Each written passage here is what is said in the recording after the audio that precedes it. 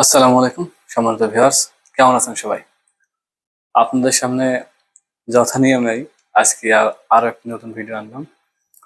প্রতিদিন সকাল থেকে শুরু করি সন্ধ্যা পর্যন্ত এত পরিমাণ ইনবক্স বা এসএমএস বা কমেন্ট হয় যে আসলে কিছু প্রশ্নের উত্তর এত দেওয়া সম্ভব হয় না। সেই ক্ষেত্রে আমি বিশেষ করে প্রতিদিন একটা করে আপনাদের সামনে ভিডিও উপস্থাপন করি। আজকের বিষয় হলো ফলাফল, রেজাল্ট। আমরা এখন পর্যন্ত প্রায় প্রায় ৭০টার মতো উপজেলার রেজাল্ট এখন আমরা হাতে পাইনি। এত প্রচেষ্টার পরেও ৭০টা উপজেলার এখনো ফলাফল হাতে পাওয়া যায়নি। কয়েকটা তার ভিতরে শহর সমাজসেবা অফিস কয়েকটা আছে, সেগুলো দিয়ে। আপনারা জানেন যে ৯ তারিখ অর্থাৎ আজকে ৯/৮ আজকের ভিতরে ফলাফল প্রকাশের বাধ্যবাধকতা ছিল, কিন্তু পরিবর্তিত পরিবেশ পরিস্থিতির কারণে বেশ কয়েকটি উপজেলায় ফলাফল প্রকাশ করতে পারেনি। আরো আপনারা আজকে একটা নোটিশ দেখছেন বাঘা উপজেলার, রাজশাহীর বাঘা, বয়াকার ঘয়াকার, এই বাঘা উপজেলায় আবার নতুন করে ভাইবা নেবে। ঠিক আছে। আর ১৬ তারিখে যে উদ্বোধন কাজ শুরু এর ভিতরে, অর্থাৎ ১০ তারিখ থেকে ট্রেনিং হয়ে এবং ১৬ তারিখে মাননীয় মন্ত্রী এই কাজের উদ্বোধন করতে চেয়েছিল, কিন্তু সেটা হবে না, পিছিয়ে যাচ্ছে, নিশ্চিত থাকেন। ঠিক আছে। আর আরেকটা জিনিস খেয়াল করলাম যে ফলাফল গুলা বেশিরভাগই রাত্রে দেওয়া হচ্ছে। আমি যে এখন আপনাদের সামনে কথা বলছি, এখন দেখা যাচ্ছে অনেক উপজেলার ফলাফল প্রকাশ করে ফেলেছে, কারণ রাত্রে তারা ফলাফল দিয়ে একটা সেফ জোনে চলে যাচ্ছে।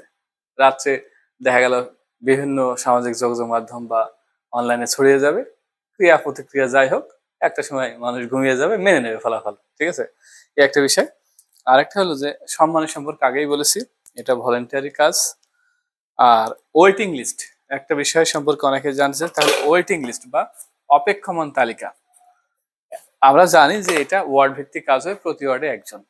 এবার দেখা গেল বিভিন্ন সময় সে যারা দায়িত্ব পেয়েছে, যে কোনো কারণে হোক সে বাদ পড়ে গেছে, অর্থাৎ যে একটা ভেরিফিকেশনের একটা কথা আপনারা শুনতেছেন, সেটা আসলেই হচ্ছে, কিন্তু সেটা অতটাই না। ফোন দিছে এই আপনি অমুক অমুক, হ্যাঁ আপনি কোন দল করেন, বা এরকম একটা কথা বলতেছে, বা আপনি আওয়ামী লীগের, বা এরকম প্রশ্নগুলো, তখন সে দেখা গেল একটা সাজিয়ে গুছিয়ে উত্তর দিলে, কিন্তু পরে দেখা গেল না, সে আসলেই তার আপনি অভিযোগ আছে, আপত্তি আছে, সেক্ষেত্রে সে বাদ পড়ে যেতে পারে।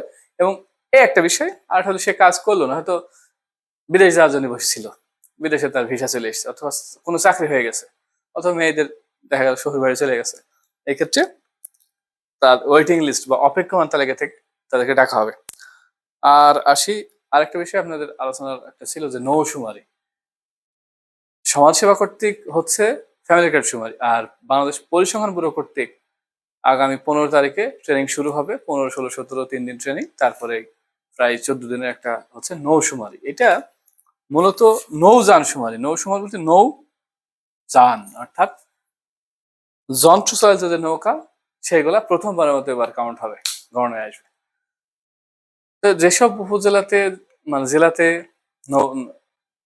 নদী আছে, যন্ত্রচালিত নৌযান আছে, সেখানে শুমারিগুলো বেশ জাঁকজমক হচ্ছে। যেখানে নেই, যেমন আমার হোম ডিস্ট্রিক্ট মেহেরপুর, সিঙ্গেল একটা নৌকা পাওয়া যায়নি 3 উপজেলা ঘুরে।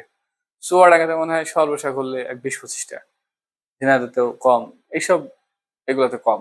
তবে যে বরিশাল, চট্টগ্রাম এগুলোতে বেশি, ওইখানে সার্কুলার দিয়ে লোক নেওয়া হয়েছে, অথবা দেখা গেল যারা বিভিন্ন শুমারি জরিপ কাজ করেছে তাদেরকে ডেকে ভাইবা নিয়ে তাদেরকে এই কাজে এনগেজ করা হচ্ছে। আর একটা প্রশ্ন ছিল অনেকের, ন্যাশনাল ইনজুরি সার্ভে, এনএসআই যেটা, হ্যাঁ sorry, national NIS, national injury survey, এটা 2 মাসের একটা প্রজেক্ট। এর আগে আমি যে সার্কুলারটা, সেটা আমার আগের আইডিতে পোস্ট করছিলাম, এবং অর্থনৈতিক সময় 2023 গ্রুপে পোস্ট করছিলাম, আপনারা দেখছেন কিনা জানি না।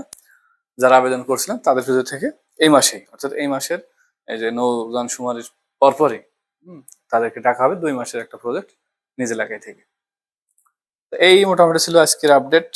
আরো যদি কোনো প্রশ্ন থাকে আমরা অবশ্যই সলভ করার চেষ্টা করবো, সঠিক উত্তর দেবো। আর হলো পেজে চোখ রাখবেন। ঠিক আছে।